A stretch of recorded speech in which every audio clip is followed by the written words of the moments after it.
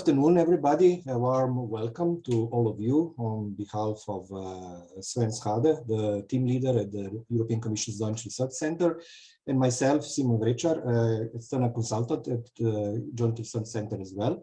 And we will be both hosting you today at this edition of ELISE Action webinar series with the title Improving the Use of Location Intelligence in Smart Spaces.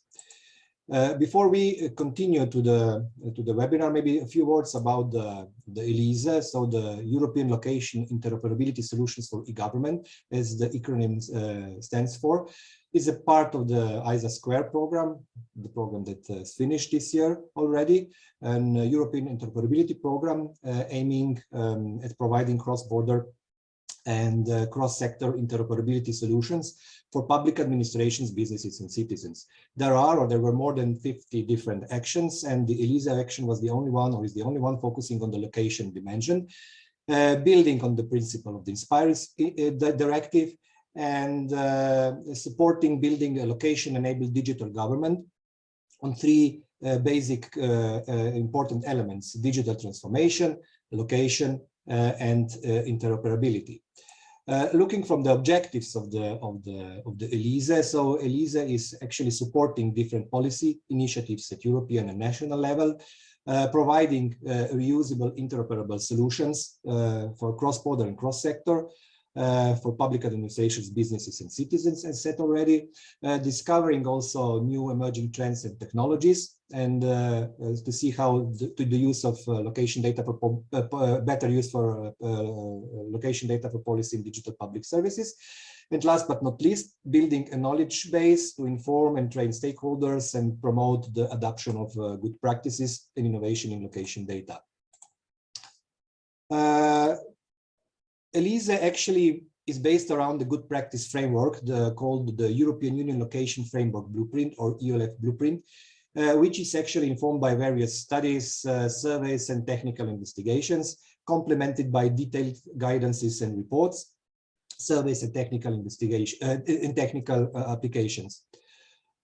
Since the action started in 2016, also European public administrations on the European level and on the member states have contributed to the decision-making through so-called ISA Square Working Group on the geospatial solutions.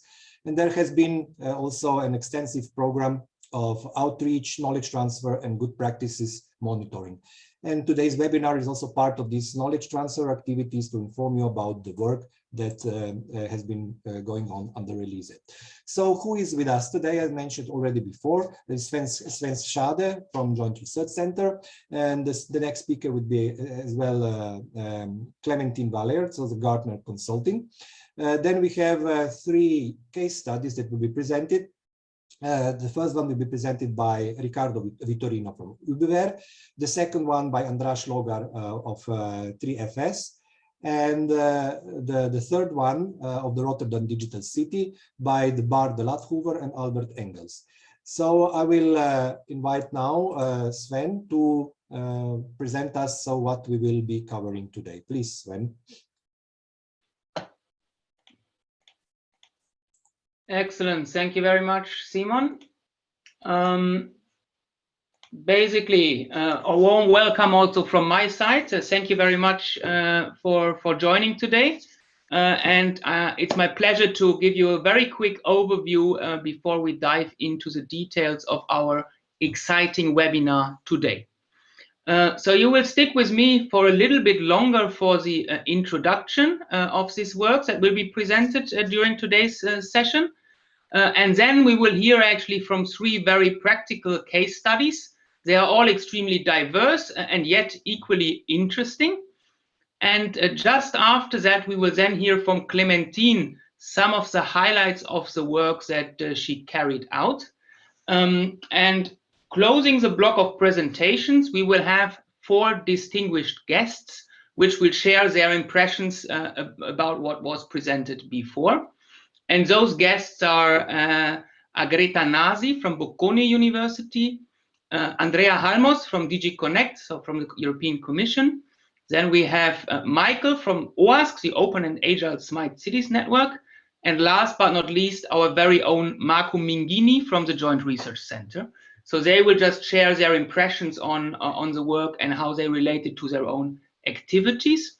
And at the very end, we also reserved some time for all of you to ask questions and hopefully get satisfying answers. So already be prepared to ask questions, post them in the chat, and we will revisit them in the closing part of the webinar today.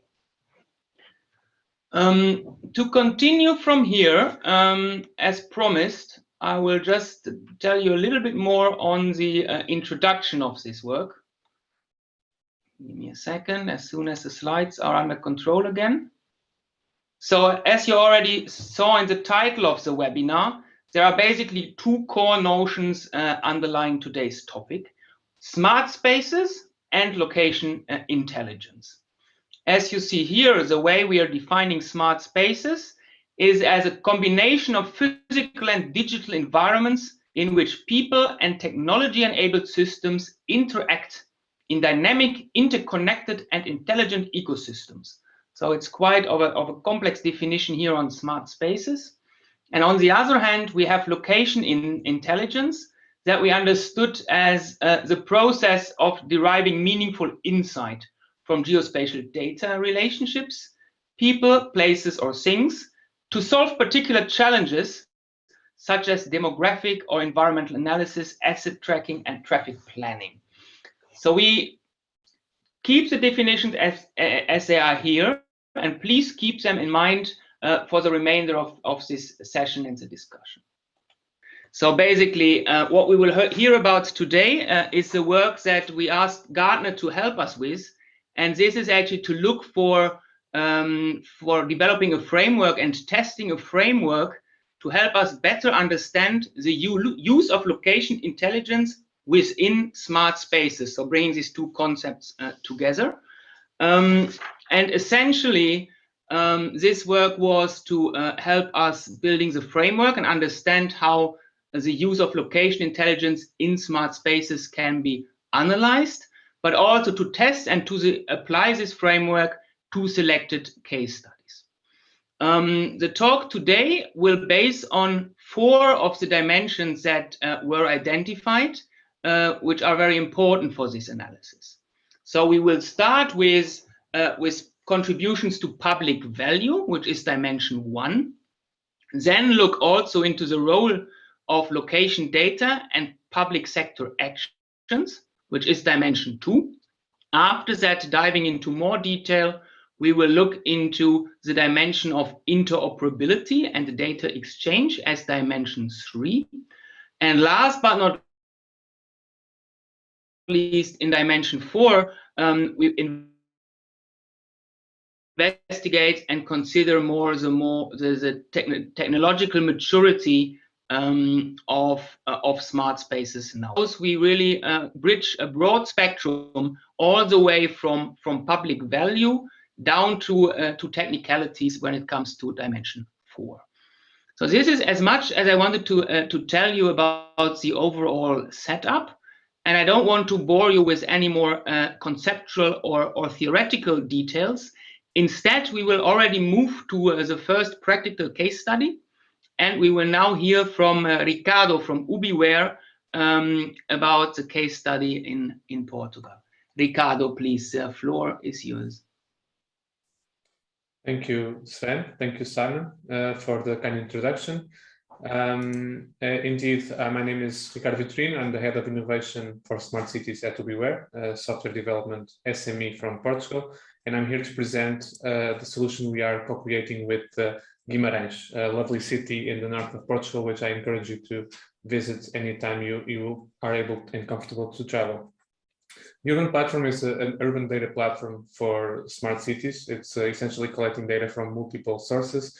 And one of the use cases we've developed with Guimaraes is to have this possibility of having real-time status of the city in a web screen where they can interact with the map, see data from multiple domains in the same screen, so they can see the mobility, the traffic flow observations from the roads. They can see the energy consumption from charging services and lampposts. They can see incidents that happened and were reported by citizens who are concerned with their safety. So all of this information is then harmonized. So since traffic flow and incidents can come from multiple sources reported by different entities, we harmonize it to ensure that it follows proper common data models in order to correlate it and ensure that the operational teams of the city can then make faster decisions based on real-time data analysis.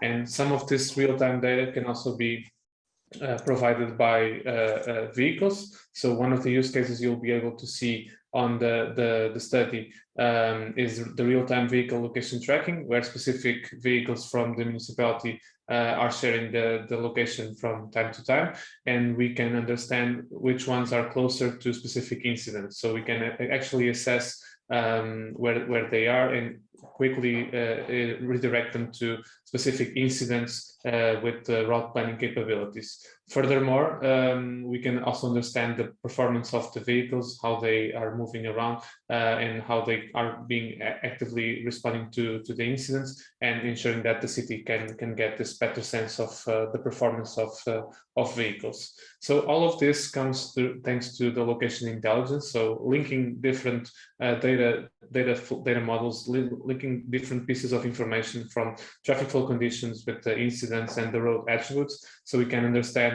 not only the dynamic information like the incidents and the traffic flow, but actually the road structure and topology regarding the number of lanes and the slopeness and actually other conditions from different sources. We can provide optimal locations when designing these transportation routes, so that we can understand who are the closest vehicles to respond to that specific incident, taking into account the geographic distance, but also the conditions that our route planner can provide. And we can monitor these itineraries to optimize the results afterwards. And all of this is thanks to a lot of interoperability and openness, so that we can collect information from multiple sources, but then we can also harmonize it and process it thanks to the common data models. So the location data interoperability mechanisms are allowed by complying with the Open and Agile Smart Cities Minimal Interoperability Mechanisms, so known as MIMS. In a very nutshell, we have standard interfaces for data exchange, which means that data can flow into the platform and outside of the platform following the same standard approach, following the same protocol, and we don't have to change the way how to collect data and how to insert data there. But we harmonize it with common data models, meaning that we can have multiple sources of information stating how the traffic status is or an incident, and we comply with a common data model so that we can reuse it more easily, and then we can further on provide monetization mechanisms to incentivize this transaction of information. There are multiple standards available for the Internet of Things and event stream processing. Some of them come from Fireware, from Etsy, from 1M2M and other initiatives. We are missing some harmonization in how to structure open data in terms of cataloging and sharing it with other municipalities. And indeed, the artificial intelligence landscape is still working on existing standards, which are still missing for our specific needs here in Guimaraes.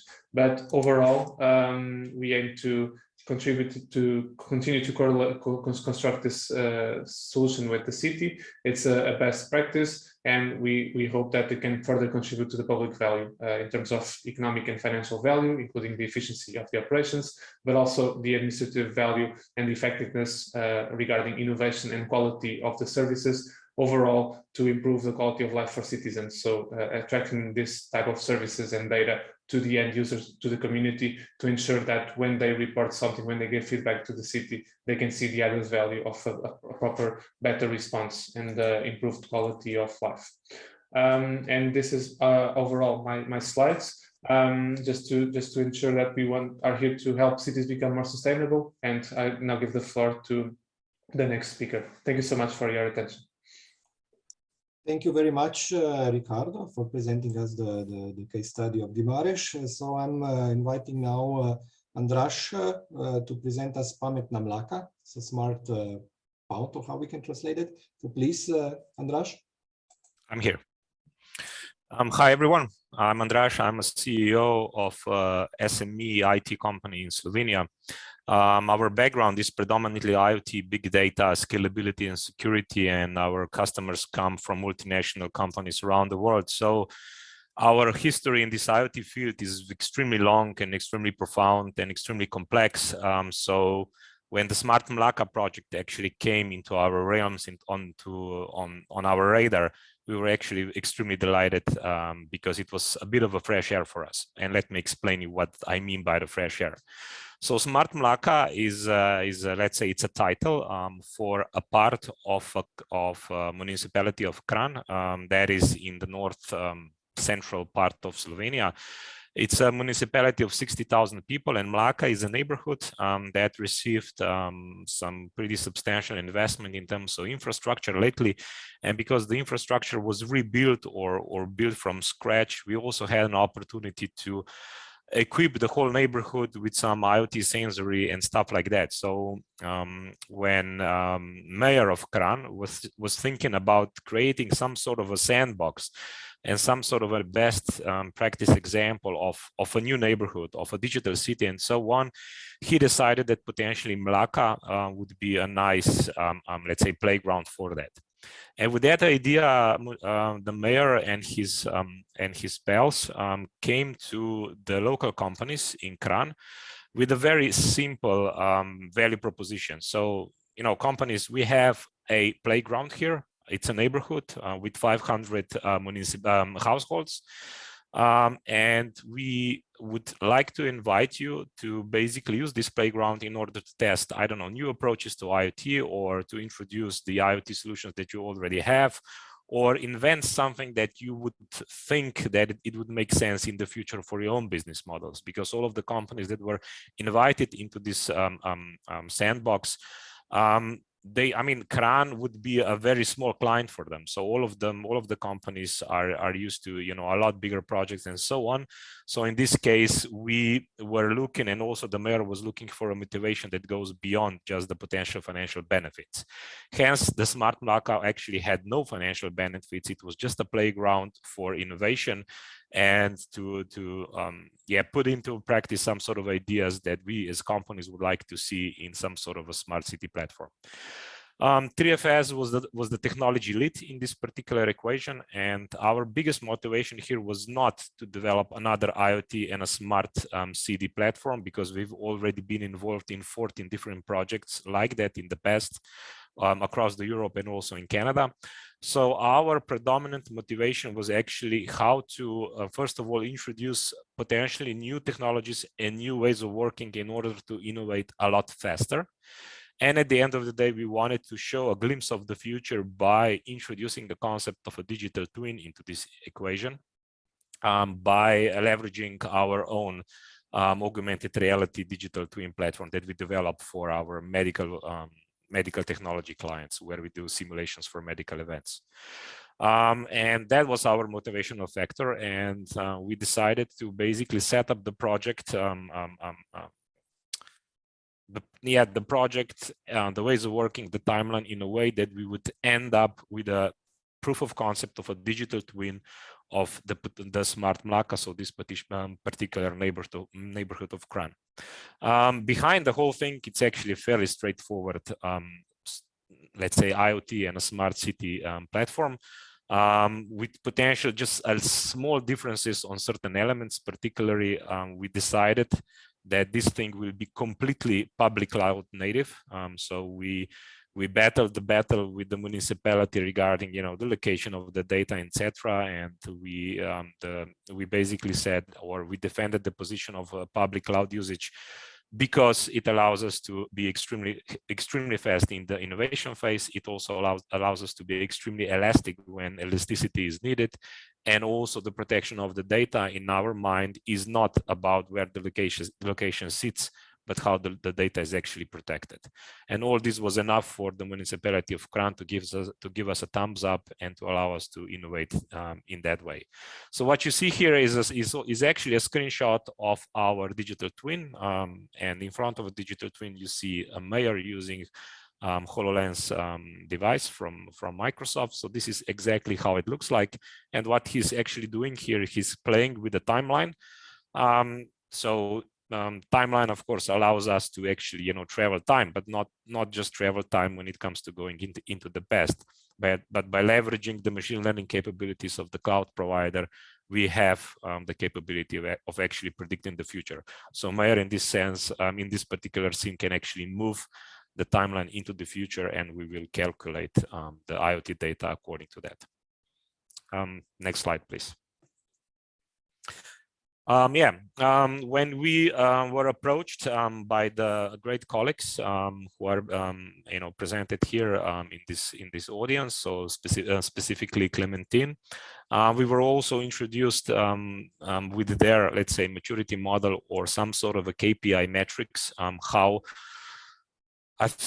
in my opinion, everyone should be actually measuring the potential success and the elements of a smart city or a smart city platform. And this is how we evaluated ourselves. So on the openness, we have a development platform on top of the data, which allows pretty much every single developer or a developer company to actually access the data, to get the tokens, to handle the security and access and data management systems there in order to access the data, and then also in order to access the elements of the machine learning capabilities of the platform. That's why we thought, or we self-assessed ourselves to be actually a very open system from the bottom up. And we also think that having a development platform is of utmost necessity when you're developing smart city platforms. On the connectiveness, so we have multiple elements of the connectivity here. So how to receive data and how do we actually send the data across or elsewhere. Slovenia has a concept which is called OPSI, so OPSI platform, Open Data Portal, where the government encourages municipalities and also private companies to send as much data and quality data into their system for, you know, universities, data miners, etc., to use them and to, I don't know, envision the future or analyze the data in order to react accordingly to what they're receiving from the data sources. So the connectivity in this particular case happened on both elements of south and north. On the coordination part, I mean, we understood the definition of what this coordination actually means. We think that we could be self-assessed in a way that the phase 3 coordinated system is applicable here. So yeah, I don't really have a lot to say on this particular case, just that this is we find it extremely important that this coordination in general in this kind of setup is achieved to the maximum degree. On the intelligence part, we wanted from day one to use the ML, so machine learning capabilities of hyperscale cloud providers. Of course, the data set that we have is not particularly huge. So we have a data set of a couple of years for certain elements or for the certain data sources, and we have data sources of approximately 1 year of the rest of the sensors. So that's our data set. But even though the data set was fairly limited, we were able to actually get some meaningful results out of the data mining, machine learning, and let's say artificial intelligence as well. The demonstration of that was also visible through our digital twin on the HoloLens and also the dashboard that was provided to the municipality of Kranj. But in general, I mean, this was a proof of concept. This was a sandbox kind of a thingy. So going forward, and municipality now has a public tender out, this particular part of the intelligence is going to be hugely important. And on the scope part, it's extremely close to our heart that we talk about not the team and not the departments and not one organization, but that we're talking about the ecosystem of everything. And also this case of Smart Mlaka proved that in an ecosystem of public companies, private companies, public sector, and municipality, we actually are able to achieve symbiotic relationship that actually introduces a significant and a positive vector to the ecosystem as such. Next slide, please. Yeah, on the components part, this is how, let's say, the whole puzzles actually look like. So on the dynamic data, we were receiving raw measurements and also not so raw measurements from the IoT platforms that were, let's say, laid below our platform. Of course, the location data came out of IoT sensors, and also again external IoT platform that was providing location data. There were also some other data devices that were out of the, let's say, municipality kind of a location. We were relying fairly heavily on the weather API that was provided by the government. I spoke a lot about the hyperscale cloud, or the cloud first kind of an attitude here. In this case, we chose the Microsoft Azure cloud, even though our company does pretty much cloud agnostic solutions. And because we wanted to go deep into the Azure offering, we also used as much of the Azure SaaS and PaaS, so software as a service, platform as a service, and infrastructure as a service capabilities, including the elements that allow us to be intelligent. Yeah, and this is where we are. We think that we achieved phenomenal results in a given time frame, and also due to the fact that it was not a commercial case, but it was a completely gratis pro bono playground case for the municipality of Kranj. Thank you. Thank you very much, Andraz. So coming from Portugal to Slovenia, now to the Netherlands, to the city of Rotterdam, I will invite Bart and Albert to present their case study. So please, Bart. And all right, thank you so much, Simon, and thank you for the invitation to talk here today. My name is Bart Dellatauer. I'm here with Albert Engels, representing the beautiful city of Rotterdam. And also here, I extend the invitation for you to visit the city when it is safe to do so. Currently, we're enjoying sunshine, so that's a good thing to see. Missed that a little bit. The city of Rotterdam has always been a front runner when it comes to smart city initiatives, and more recently with the local urban digital twin. More about that in a second.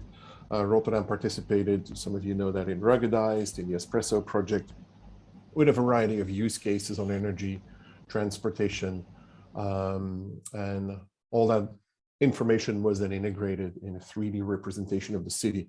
I have a small screenshot here for you to enjoy, all running into the browser, or running in the browser, all with state-of-the-art technology.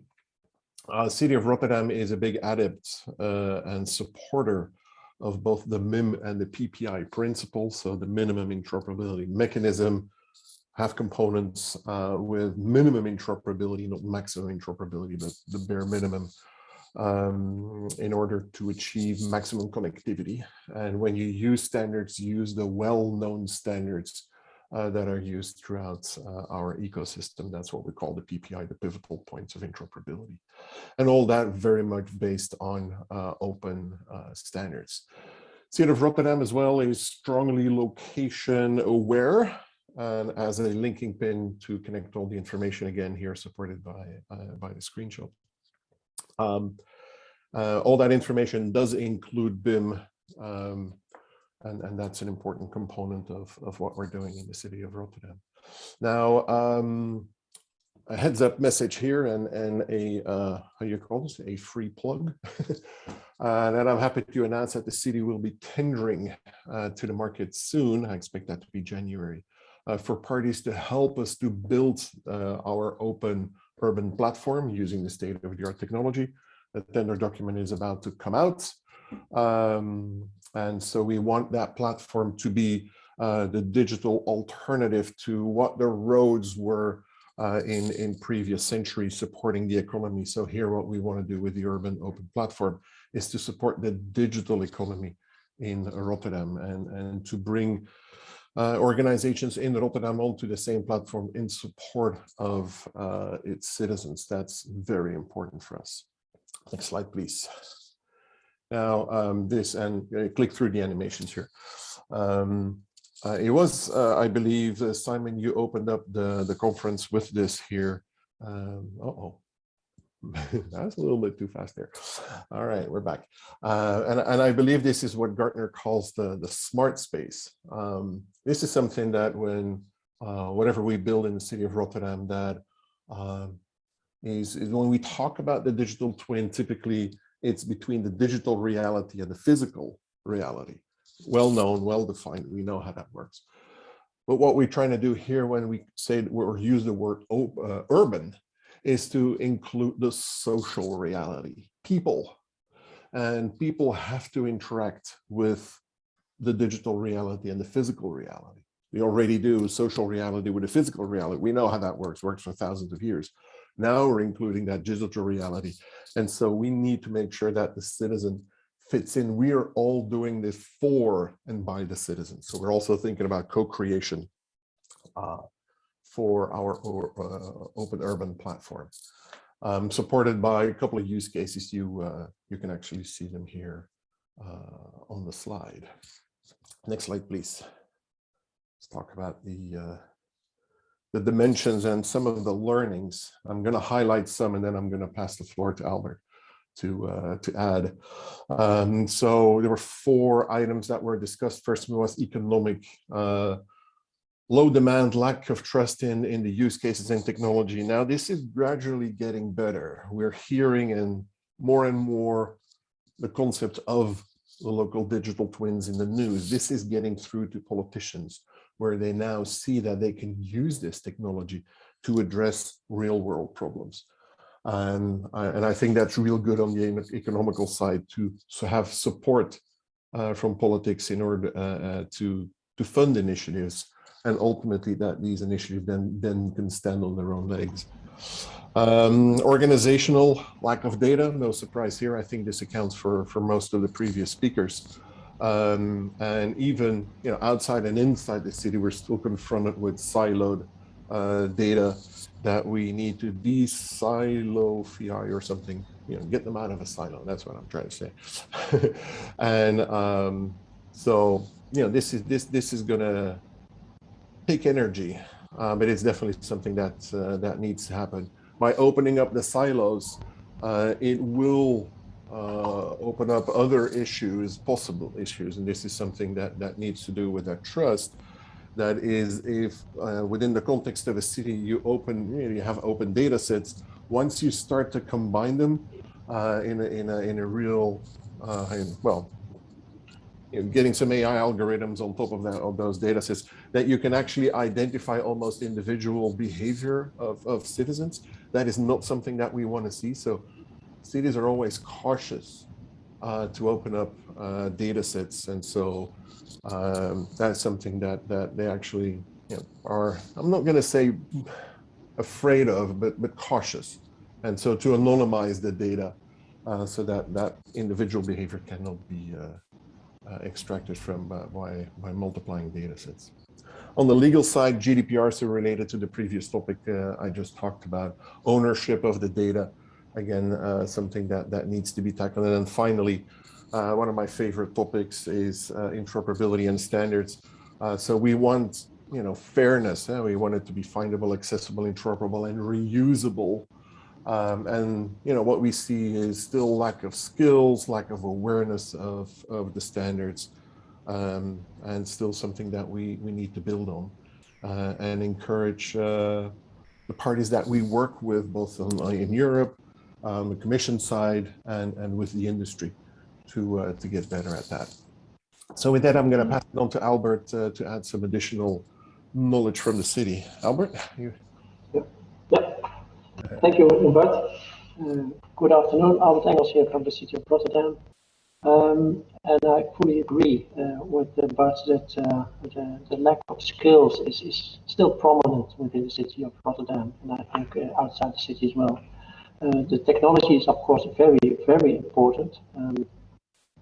But I think even more important is how to organize it in the normal municipality as such as Rotterdam, because the organizational issues are huge, and and the lack of skills in by politicians, for example, we learn a lot the last few years. That's a positive thing, and because we learn a lot and our politicians learn a lot, we can speed up, and we can, as Bart already mentioned and previous speakers as well, we are tendering with the public-private partnerships. So that's good. So we make progress. It will take some time, but I think we are on a good path, and with help of others, of course, with universities and private partners. I think we can accelerate a lot, and of course, it is necessary to speed up. But with the technology, which is always, of course, very complex, and for citizens, as Bart has already mentioned, they are cautious. And but still, I think if we can show them what the positive effects can be, I think we can. We will proceed with it, of course. So that's within the city of Rotterdam. We have some learnings, as well as, for example, the 3D Safe, which we started, I think, almost 6 years ago. And within the first 2 years, it was completely difficult to get some awareness by the universities and as well for private companies. And now we have 4 years later, and we have already now we have a proof of concept with a lot of interest from others. So the beginning is tough, but if we still think it is a good idea, then we can make progress. So that's. I think these kind of learnings like we have today, I think is very important, not to be understood for a lot of other people, but it is necessary to make progress within cities, within private companies, and of course knowledge institutes, because the challenge of complex to do on our own. So that therefore we have to work together, which is of course very, very difficult. Thank you.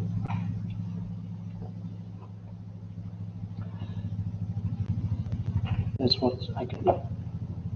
Okay, thank you very much, also for the contribution of the Rotterdam. So after having these presentations of 3 practical cases of Guimaraes, Kran, and Rotterdam, I would invite now Clementine to give us a bit of the theoretical background of the work. So please, Clementine. Yes, thank you, Simon. So what I'm going to present you now is the analysis that we have provided in our report that will be published soon on the Joint Research Center website. Let's say distilling key findings from these different case studies. So each case study presented you 1 or 2 dimensions, and let's see, for example, next slide, please. No, this slide is fine, sorry. In this slide, we want to highlight the 5 key areas where the public sector can act in order to lower the barriers for implementing smart spaces. So you've heard, let's say, in the previous talk, and the barriers and enablers that the city of Rotterdam had highlighted. And here we're going to present you a synthesis of all the 4 case studies. So we analyzed these barriers and enablers, and we identified 5 areas, one of the main ones being economic or financial. So if we examine how, for example, public-private partnerships can help, I think it's interesting to notice that Gartner predicts that by 2024, 70% of smart city programs that do not adopt and govern a multi-source funding model will fail to scale. So the examples that we have in these case studies are examples of public-private partnerships. But let's not forget another dimension, which is how do you manage the governance of such partnerships? According to Gartner research, governments must consider where different goals and objectives fit on the spectrum from command and control kind of governance to influence, so that they can manage risks in a better manner, they can identify potential funding opportunities and decide which management approaches can drive these initiatives. So if we take the example of a smart city use case for public safety management or street maintenance, this would be under the full command and control governance and funded by the public sector. Looking at street lighting or parking meters management could be more in the public-private partnership governance area, where government keeps a level of control, but the partner has some level of influence. Anyway, we had great discussions when we did those case study interviews about what's the role of the public sector, what's the role of the private sector when it comes to digital infrastructure. One of my favorite discussion topics. A second barrier to the implementation of smart spaces is the lack of trust in investing in technology, as Bart explained. The lack of understanding of the use case, what technology are we talking about? The fact that the value of a smart space is not perceived. Another pointer from Gartner research could be relevant here. So two major considerations associated with any large technology investments are the irrecoverable cost of the project and the uncertainty about the value returned. So it's really important to try and have a way to at least measure or estimate the return on investment. Usually the initiatives with the most measurable ROI receive the funding, rather than actually those with greatest potential returns that are more difficult to estimate financially. So we have to make sure we keep, let's say, a way to measure both aspects when we're talking about these types of investments. From the case studies, one type of enabler that really helped was creating proofs of concepts and minimal viable products, which is the example in Smart Mlaka, because these can provide a nice means to understand and showcase user value in a very short period of time. Another way to understand profitability of innovation assessments are, of course, the business cases. So let's see, this is really one of the main barriers we've identified about how do you value the investment. A third barrier to the implementation is the lack of data, or the difficulty in accessing data. And so we heard in the cases about actually creating data platforms in marketplaces. We also heard about making sure there's availability of sensors, so hardware to capture the data. But I will touch a bit more on the aspect regarding data in the next slide. The fourth barrier identified for implementing smart spaces is the lack of interoperability. So this actually lowers the ease of integration between various systems. And with connectedness being a key aspect of a smart space, it's really important to focus on that aspect. Another pointer from Gartner research tells us that organizations, in order to address integration requirements, have spent approximately in 2020, $22 billion on integration technology. So we do see how this is key, because they do spend in these areas, because this is where, let's say, a lot of the added value happens, including in the development of this market of smart spaces. But then we also understand how strategic interoperability becomes in this context. The last barrier is about building uptake, and we've had a very nice explanation from Albert, including the problem of accessing skills. But we also want to highlight the lack of political drive that can be also a barrier, and of course the aspects relating to data privacy that Bart really nicely explains. Next slide, please.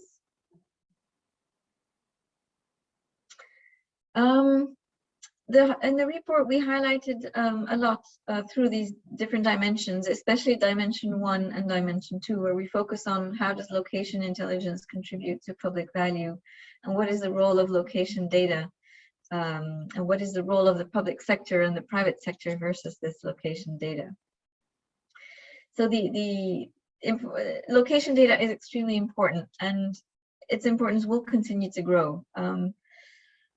We know this famous data point that approximately 80% of the information needs of local government policymaker is related to a geographical location. And in the case study with Rotterdam, the interviews, we highlighted the fact that everything that public sector does relates to location, relates to how to manage things that have, of course, a geolocation aspect to it.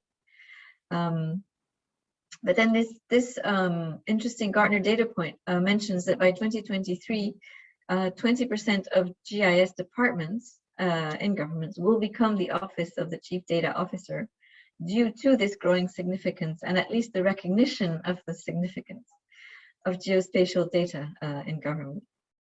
Another interesting aspect is the fact that these IoT devices and the numbers of them is growing exponentially. And so policymakers will need to address the quality of data generated to ensure that it can really achieve high benefits to the end user. Questions relating to how these devices can work together are key. In those case studies, we have, let's say, also analysis grids about how data is exchanged inside the smart space, which tools are used, which standards are used, and these will be all published in the report that will be coming out in a couple of weeks. And so it'll give a really nice blueprint of how the location contributes to being a really backbone of the smart space. Next slide, please. So when you start procuring, let's say, data capturing devices as public sector, you want to start, let's say, creating an infrastructure of IoT capturing devices that are coherent, organized, and that potentially you don't want one data capture for air, one for noise, one for pollution, one for temperature. You want to create something harmonized. And then you want to also make sure that you can monitor and measure and also even mandate all these interoperability aspects to make sure that the future systems that will be built will be easily integratable. So the lack of interoperability was really seen as a second barrier to these smart spaces. Now, there's quite a lot of interoperability policies that exist, and their impact was illustrated in the case studies. We heard usage of minimal interoperability mechanisms. We've heard adherence to open standards. We've heard the usage of data that is compliant with the INSPIRE directive.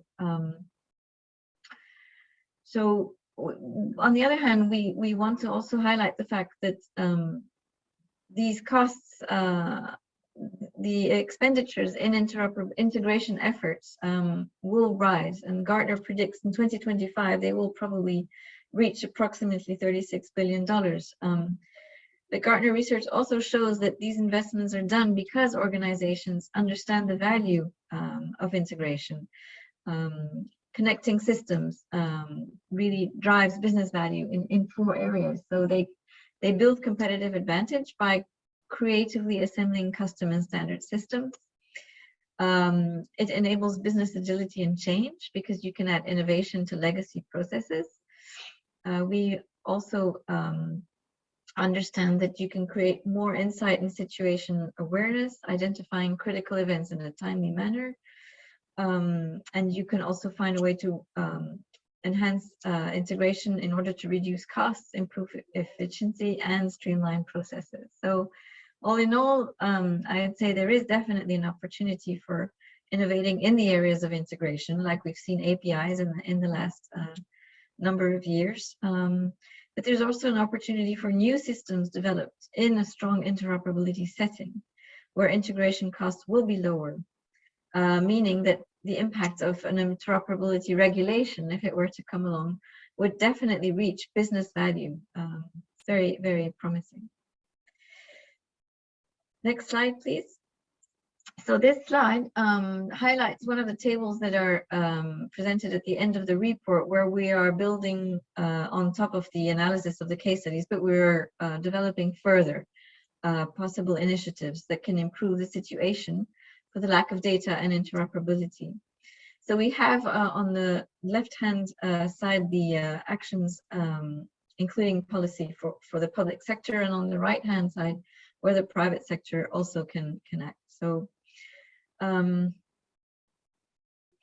public sector can drive location intelligence initiatives, and they can drive also the production of data with a procurement of data sets, in addition to procuring systems that deliver data, as it is usually done.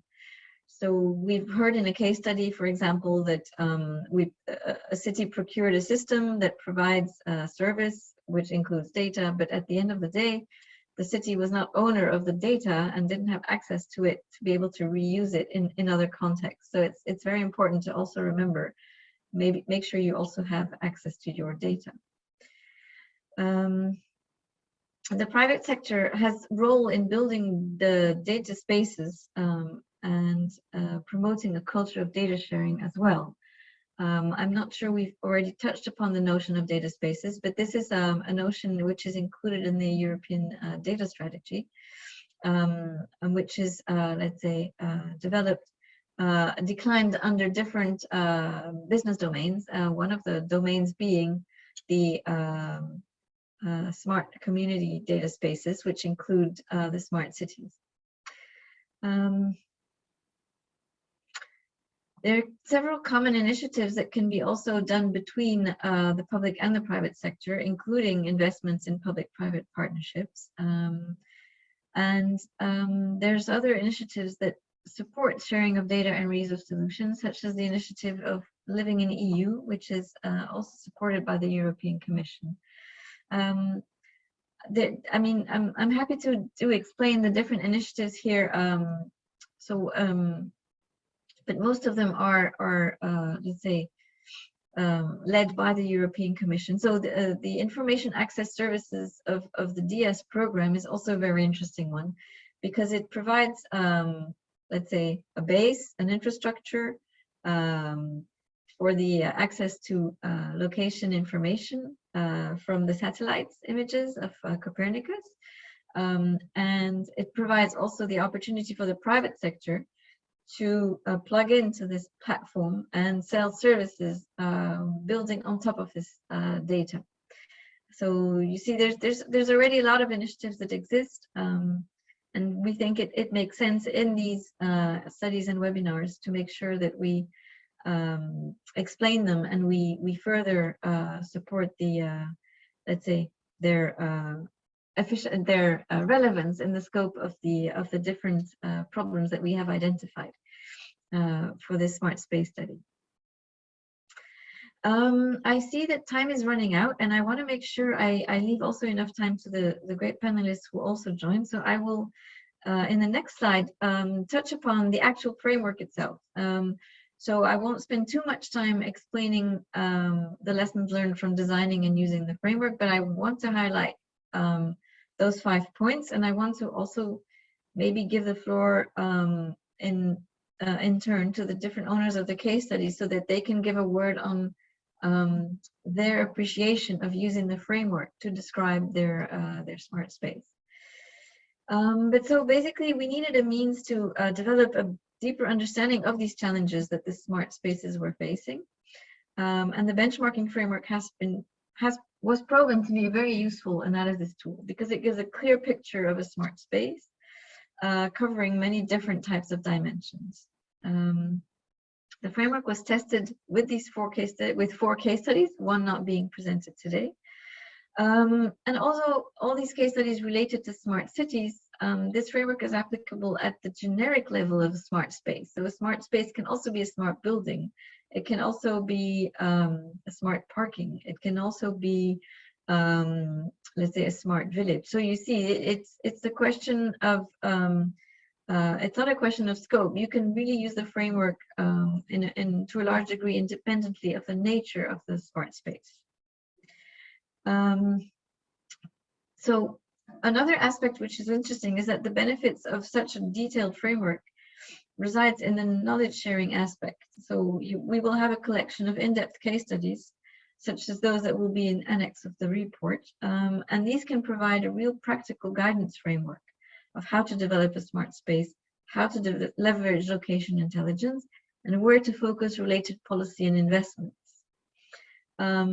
Another advantage of the current version of the framework is to provide a structured analysis approach, which can allow you to compare smart spaces. In addition, we would see definitely benefits from a lighter version of the framework, where we can explore future research in this area, but we could do fast benchmarking tools in focused areas, such as interoperability landscapes of I don't know, 10 smart cities, or the roles of the public sector regarding data in those smart spaces. And these target self-assessment benchmark frameworks could be deployed over a larger number of cases and give a nice representative view of the smart space landscapes in these specific areas. Another campaign could be inviting the demand side, so for example, the private sector, to explain their approaches to their interoperability landscapes and thoughts on where initiatives are lacking. And in that sense, it's very relevant in the context of the work program we are delivering this under, which is ELISE, because this could help policymakers understand the impact of their interoperability strategies. And we could take the temperature on the field about the, let's say, yes, the impact and the way these interoperability regulations or recommendations actually target what they aimed to target in the first place. But I will stop here. Happy to take any questions, but also, Simon, if you agree, I wouldn't mind asking the 3-4 case study owners their quick impressions on the usage of the framework. Sure. Please. Let's start with Ricardo, maybe. Sorry, Clementine. Do you want us to give feedback on the framework? Yes, please. Well, indeed, it was very well structured, so it was straightforward to complete, and it gave us an overview of the whole value chain in terms of data exchange between the different parts. So we've worked with different use cases, and your assistance while doing that was quite essential and very nice to have. But after getting the glimpse and seeing how things fit, it was indeed a complete framework that for us, it was able to pinpoint where we had a good toolkit of standards, where we were comfortable enough with the tools we already have in place, and where we were lacking some tools to exchange data and to ensure interoperability. Thank you, Ricardo. Maybe Andraz, in 1 minute, please share your experience. Yeah, on top of what Ricardo has said, I think what was important in our case was for the municipality and the public sector to start understanding what's actually the deep value of the stuff that we've been doing and what they have been envisioning. So I think it was pretty much an extremely important, or it added an insanely high value in the sense of, understanding the purpose of the whole thing. And that definitely moved the needle, not just moved the needle, but actually made a significant impact on the overall relationship, debate, vision, stuff like that. Okay, thank you. Maybe Bart, your minute. Yep, I'll do it in 30 seconds if you want. No, just adding on the previous speakers and on behalf of Roland van der Heijden, I think what it allowed us to see, or I'm a visual person, so what was a blurry image before became really crisp on the various points that we had. So on the economic side, on the organizational side, suddenly it's like, oh yeah, that sort of, is the best rendition, I believe, of the application of the framework, is rendering things clear and seeing them right in front of you, where otherwise they would just be floating in the air. It's just bringing it together real crisp. Boom, there it is. That's it. Okay, thank you. Thank you, Clementine, and all the case studies owner as well. So now you have information about the case studies, about the framework itself, and it's pretty time to move forward to the next section. I think to the reflection from the audience, and it was mentioned at the beginning. We invited four very prominent guests here today that have heard the presentation, and that would be very interesting to hear their opinions. So I would ask maybe to all of you to have maybe 2 to 3 minutes for sharing your thoughts, your opinions. First, I would invite Andrea Halmos from European Commission's DG Connect. So everything when we hear what the smart cities, digital twins, usually we connect with the name of Andrea Halmos. So please, Andrea, would you kindly share your thoughts and opinion on what has been said today? Sure. Thank you very much for inviting me. If you allow me, I'll also turn on my video. Yeah.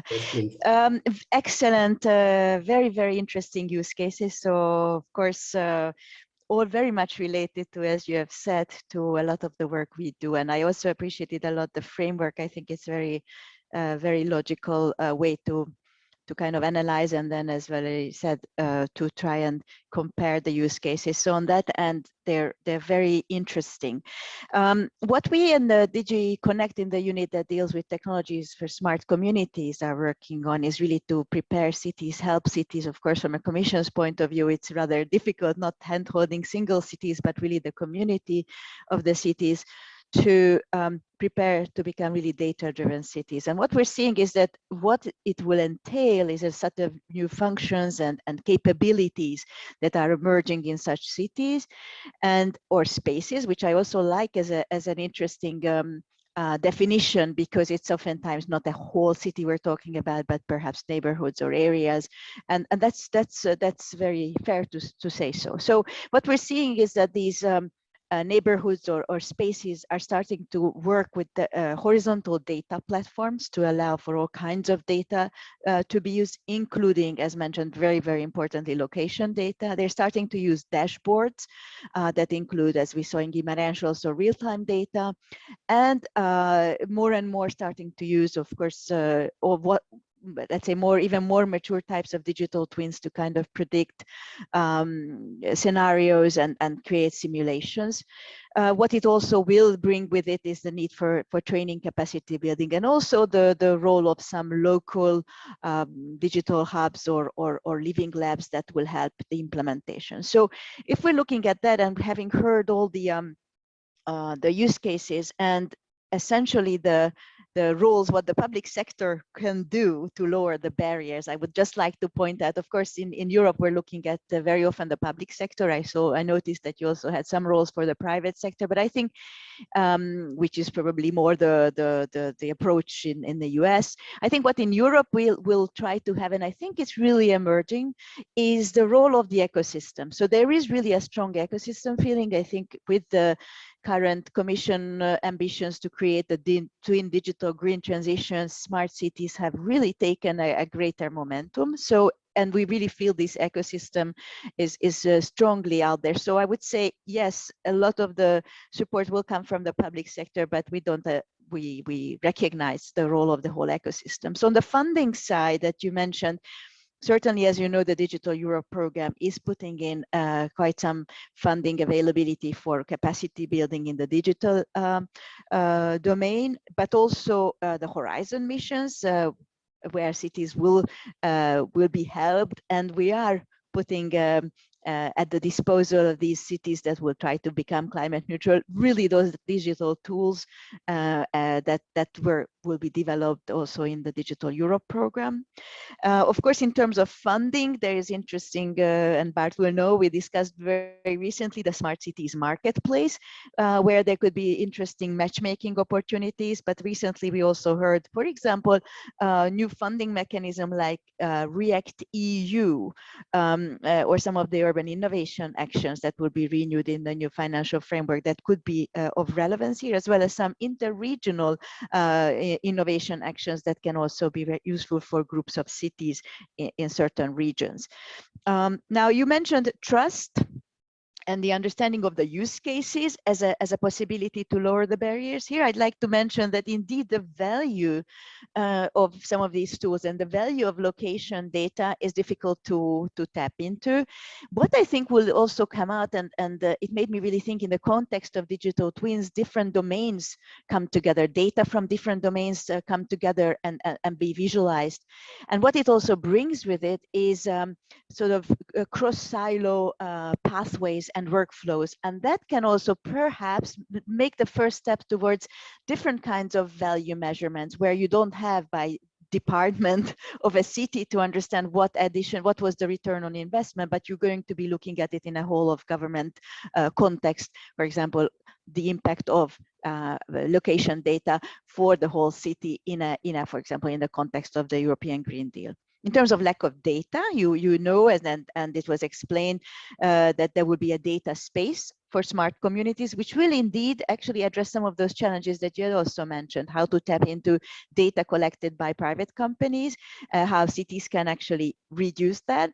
And indeed, these data spaces will create a secure environment for exchanging data under given, sharing data under given conditions, and these conditions may be a price tag, maybe licenses, maybe all kinds of agreements, but that's the aim, and funding will be made available for creating such a governance and the technical architecture framework for a data space for smart community cities and communities. Now, in terms of interoperability, absolutely, you will know that we have put forward, together worked with many of you in the audience, an interoperability framework for smart cities and communities, which is, we're hoping to be, really integral part of the forthcoming revision of the European Interoperability Framework, which will be called the Interoperable Europe Act, which will actually focus a lot on how the governance of interoperability should be set out. And we're really hoping that there will be a great recognition for interoperability and different levels of government.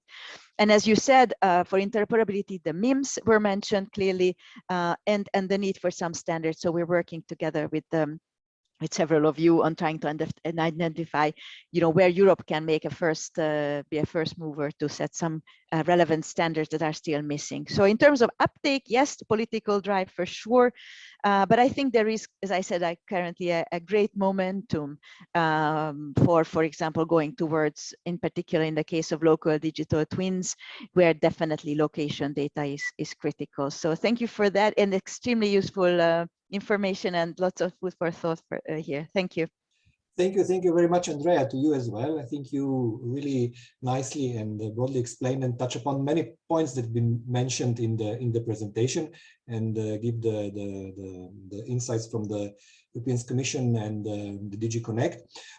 So I will now move to the next discutant, which is Michael Mulkin from Open and Agile Smart Cities. Is a minimal interoperability mechanisms ambassador. So please, Michael, Michelle, or is it Michael or Michelle? It's Michael. Michael, okay, sorry. Yes. Sorry, then I do. No problem. No, please, Mr. Ambassador, share your opinion. Yeah, so thanks very much, both for the opportunity to hear these great presentations and to learn from what people are doing, and also to have a chance to think with you about some of the implications for all of that. I think one thing that's very clear is how important space and geospatial and location is, and it's increasingly recognized in cities that it's actually that there are more and more tools becoming available to us, both in terms of IoT data, enabling lots and lots of information to be gathered in locations all over the city, and not only in static locations, but with smartphones and everything else. Data's being gathered as we move around the city and do different things.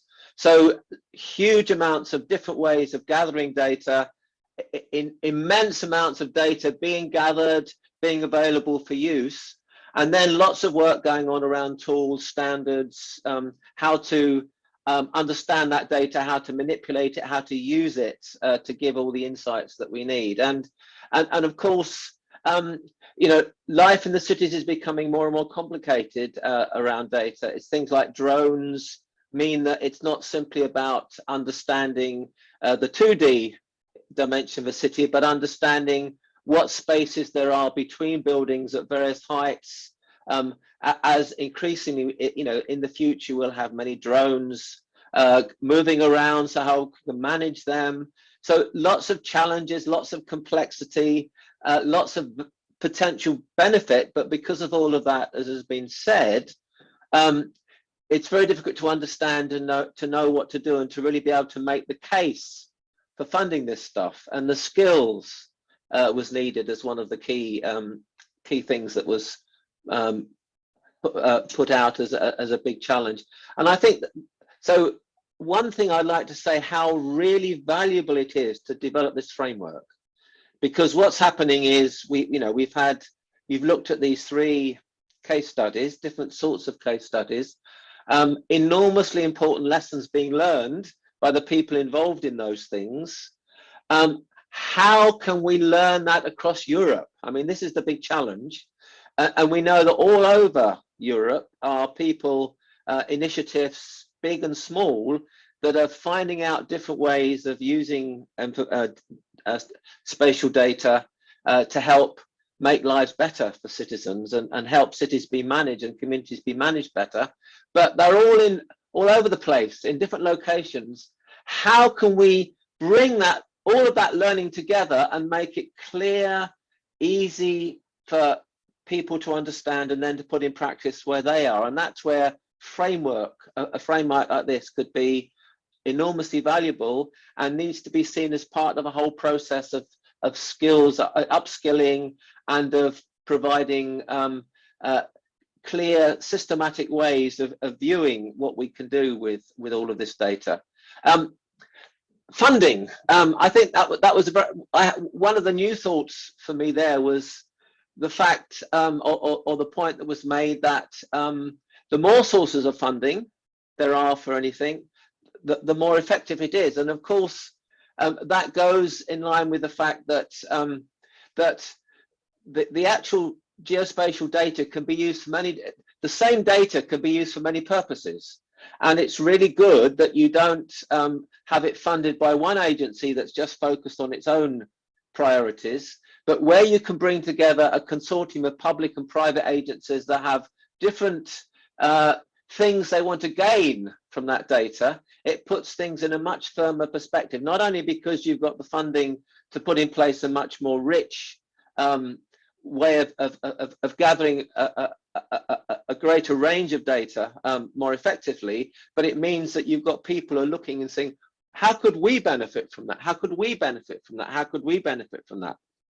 And so that's where I think, the more you can bring together these consortia to fund these sorts of initiatives, that you can bring a wide range of perspectives, because the reason for doing this is not, and the reason for sharing data spaces and everything else, isn't simply to enable the silos of the way life is managed at the moment to be better at doing what they do, but to make it possible to get these cross-silo understanding of what's happening, and to get a much richer a more holistic perspective of what's going on in the city, so we can manage it well. And one other thought, that Bart brought again, was the fact that it's not just about the built environment and the digital twin of that, or being able to understand the built environment better, but it's about people and how we move to the city, how we relate to the city, how together in communities we move around the city and do different things within that city, and being able to add that richness to all the work that's done in digital twins in other sectors, to kind of get that perspective of what the city really is all about. And I guess just in closing, obviously, I have to speak about the MIMS. It's really interesting. We have a MIM 7 which is on geospatial, and what we're trying to grapple with there is what are the key tools that cities need to be able to get a good handle on how they can manage geospatial data as part of their data ecosystem. And that's a big challenge, because it is such a big field, and trying to narrow it down to what's most important and minimal is a challenge. But of course, as has been hinted here, that you can't take even geospatial on its own. We're looking at personal data management. Now, that's been brought up. When you're thinking about how I manage my data in the city, I need to also think about how I manage the data about where I am and where I've been at certain times and where I go often, how to manage that. So that aspect needs to be brought in the MIM on personal data management, and on fair AI, because a lot of the artificial intelligence and the algorithms that are there using the data use geospatial data. So how can we make sure that that's being used in a fair and appropriate way? And even going back to the basics in terms of, has been talked about MIMS 1 and 2, the data models and the context management. The more we bring together geospatial data from all sorts of areas of the city, the more we have to think about the data models in MIM 2. We need to make sure that they're consistent with all sorts of different use cases, and the context management information that's coming from NGS-ILD and so on, we need to make sure that it's able to handle the complexity of geospatial. So we can see, even in trying to make things minimal, it's a big, big challenge. And we're very grateful that we're part of a much wider community of experts that can help us use your learning and the things that you're bringing together to help us put the tools in place that will help cities do a great job. Thank you. Thank you very much. Thank you very much, Michael, for sharing your thoughts with us. I think we are slowly coming to our foreseen 75 minutes time. However, we are still here to listen to the two following interesting opinions by Greta Nasi and Marco Minghini. So Greta Nasi from Bocconi University, your work is in the policy analysis and public management. Would you mind sharing with us your thoughts and experiences as well? Greta, are you with us? I think we've lost Greta. Yes, indeed.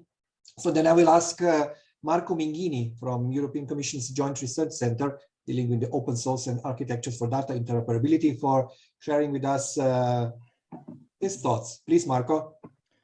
Thanks a lot, Simon, and I would like to thank you all for the invitation to this workshop. It was extremely interesting and a pleasure to attend and hear the developments. Of course, there was not so much time to enter the details of the single case studies, but I'm sure that they are much more interesting even than what we had the chance to understand here. And I would be especially interested in understanding more about the technological side. That is actually what I currently work on at the JRC, and my comments will be mainly on the, I think that was the third dimension of the framework on the data interoperability and the exchange, because we work at the JRC in a project called Enabled, and looking at the enablers from a technological and an organizational side for the European data spaces. And we also do a lot of experiments using a sandboxing approach on testing new innovative technologies, including, for example, new standards for data encodings or data sharing. And we also coordinate the INSPIRE technical framework. I think everyone here knows what INSPIRE is, because the ELISE action is very much focused on that. We operate and maintain the INSPIRE infrastructure on a daily basis, but we also try, and we have done it for a long time, to modernize the infrastructure, because of course INSPIRE was initially conceptualized some 15 years ago. I would have many comments, and there are many hooks. I will try just to focus on some of them. Let me just start from the sentence mentioned, I think, by Clementine on the fact that 80% of the data, of all the data, is spatial or can be, let's say, related to a position, to a location. We have recently tried to, in a way, validate that sentence. If you go and look at the literature, you will see it is absolutely hard to understand where this sentence comes from, because apparently it's a sentence that everyone uses, but it's not really easy to understand who was the first to tell this and on the base of what. So we try to make some research, but also to validate the approach, looking, for example, at the Open Data Portal, the European Open Data Portal, and looking really at the data that is there. Of course, it's if you do it automatically, because of course you cannot validate every single data set and look whether it is a geospatial or not. We found something really along those lines. Clearly, even a PDF or an HTML page could be somehow related to a location. So it's not definitely an easy exercise, but the evidence suggests that this sentence might be overall correct. It might be even more than 80%, actually. And also, I saw something in the chat about high-value data sets and the relation with location. I think this is very important to mention. There are indeed three categories of high-value data sets mentioned in the Open Data Directive from 2019, and at least 3 out of these 5 categories are specifically focused on geospatial data, so location data. even if the implementing act laying down the full list of datasets are still to be adopted. And this leads to another very popular sentence in the location domain, that is spatial is special. So is it still true or not? I mean, I think there are different answers to the same question. 10, 20, even more years ago, spatial was special because spatial data had to be processed, used, and treated in a very different way than, let's say, normal standard data. But at the same time, the answer could be no, because you cannot or no longer think to use location data alone in isolation. But more and more location data should be really used together, and make sense only if used together to data that is non-geospatial, or if you prefer to look at the same thing from the other angle, any data, if somehow related to geospatial, is actually at the end location data itself. So this is somehow what we are trying to capture in a vision that we have recently come up with for the future of INSPIRE and of spatial data infrastructures in general. The idea and the vision, there is a Science for Policy report. I can perhaps put the link in the chat just after this, where we envision the fact that the SDIs should more and more evolve and should more and more blend with broader spatial and even non-spatial ecosystems to allow everyone, and not only as it was 20 years ago, geospatial experts, to actually use and use data or share the data. We are also very much involved in the memes, and in particular in meme 7 mentioned by Michael before, that has to do with the geospatial, with the location domain, meant, of course, not only as spatial data, but spatial temporal data. Of course, we are also and always, I would say, looking at the temporal dimension. An important reflection I want to make is on the minimal interoperability. We all agree that that it's not easy to come up with a minimal set of, let's say, standards or approaches. But on the other hand, what we have learned from INSPIRE is also that it is not possible to really come up with a maximum interoperability, let's say, set of requirements, because at the end, the price to pay is that implementations might be very complex to make. So maybe you can cover all the possible use cases, but at the end, the real implementations you get might be very expensive or might not even be there. And finally, I would like to close with a last reflection that is on another dimension of interoperability, because we tend to always speak about technical interoperability. Of course, there are many other dimensions. One is the legal one that was mentioned already many times today, let's say directly or indirectly. And this is also related to the high-value datasets, for example, because legal interoperability, first of all, has to do with the license of the data. Sometimes we have the data, so data accessibility that was also mentioned is a problem. In general, might be. Sometimes it is not. We have the data, we have the technology to work with the data, but we don't have the possibility. So we cannot, because the license of the data prevent us from the possibility to mix or to combine the data sets. And this is very important because it's a blocker. We see this in INSPIRE, we see this in many other cases. This, of course, doesn't mean that everything should be open data. It means that there is an effort to make on multiple angles to, for example, work on data governance. It was mentioned also data ownership. I think ownership of data or data sovereignty, which I think has more to do with the control and not really the ownership of the data, are also key words here. And a really final point, once again, the city level, the urban level is where innovation comes, and is also where solution approaches, pilots to solve or to address at least those issues should be first done. And I'm very happy to see that this is also tackled in practice, for example, in this very nice study. Thanks a lot. Thank you very much, Marco. In the meantime, we got Greta back, so luckily, so she could be able to share her reflection as well. So please, Greta. Hello, can you hear me? Yes, please. We can hear you. Thank you so much. this is the beauty of technology. So my Wi-Fi optical fiber broke, but fortunately 4G on my phone works. So here I am. Well, first of all, thank you all. It has been quite remarkable. I got really fired up by, learning about the framework and these cases. I was like, yes, finally, I see something that I've always been dreaming about in the past. And I find this extremely important. There's some keywords. I don't want to repeat what the previous discussants have said, but a few points that, come from my background that I want to talk about. Now, I really appreciated the fact that you talk about certain key issues, and the key issues that, refer to the alignment, to the priorities, and you also made reference, one of you made reference to the social reality, and I think that that's extremely important.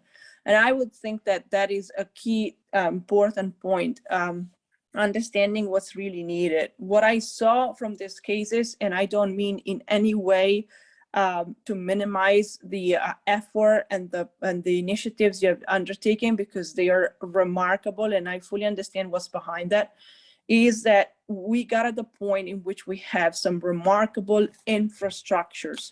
But infrastructures are necessary, but services are the one that really create the value.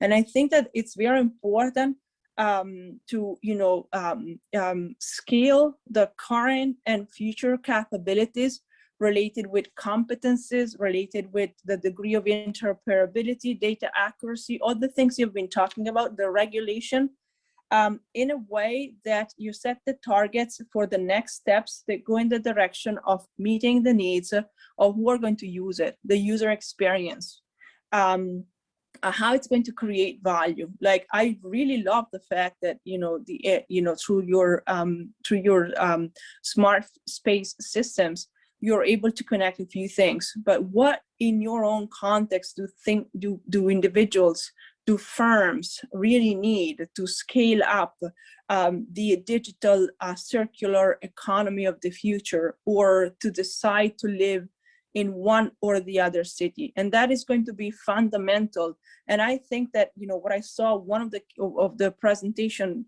made full reference to a set of metrics. And that is also something very important that needs to be tackled. I saw that most of the metrics are diverse in terms of dimension. There are administrative metrics, there are financial metrics, but I think that it's also very important to have the social reality metrics. What do I want as a citizen?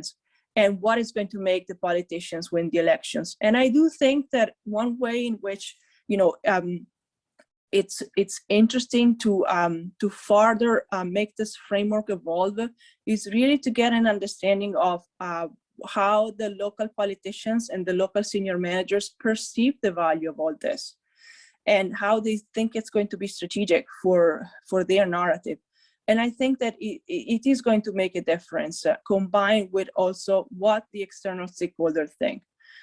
So one way to elevate this in the future could be to take everything that has been done and complement it with the strategic plans, the alignments of the strategic plans, and the alignments of the assessment of the evolving needs of the local populations in which these ecosystems are being offered. And that is going to really make a full difference. And it's also going to help you out into dealing with some of the challenges you mentioned, like what priorities in interoperability we should care for. Is it related with maintenance of lighting, or is it related with a full mobility system, and so on and so forth. So thank you again for giving me the opportunity to join you.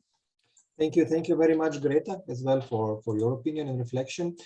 I think we are coming to question and answers, but in the background, as I can monitor, so there were some questions and also some answers given. And since we are running out of time, we will slowly need to close down. But I think it was worth to hear all the interesting reflections of the discussants before, and to maybe a bit extend everything.